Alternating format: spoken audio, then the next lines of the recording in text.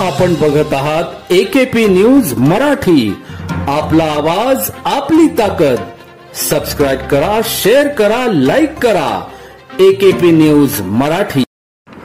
नाशिक जिल्ह्यातील बागलाण तालुक्यातील मोराणे सांडस येथील मोराणे अंबासन लगत असलेल्या कानिफनाथ आदिवासी वस्तीत बुधवार दिनांक 23 एप्रिल रोजी सकाळी 9 वाजेच्या सुमारास गॅस सिलेंडरच्या स्फोटामुळे 7 घरे आगीच्या भक्ष्यस्थानी पडली। त्यात या कुटुंबीयाचे संसार उपयोगी साहित्य पूर्णतः नष्ट झाले। महिला आणि लहान मुलांना तातडीने बाहेर काढल्याने अनर्थ टळला। आगीत 7 ते 8 शेळ्या होरपळून मृत्युमुखी पडल्या।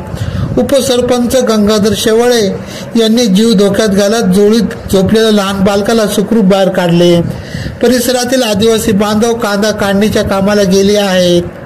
गॅस सिलेंडरचा स्फोट झाल्यामुळे एक घर पेटल्याचे लक्षात आले। माजी सरपंच बाळासाहेब बदाने, पोलीस पाटील योगेश बच्चाव आदींनी आग विझवण्यासाठी प्रयत्न केला।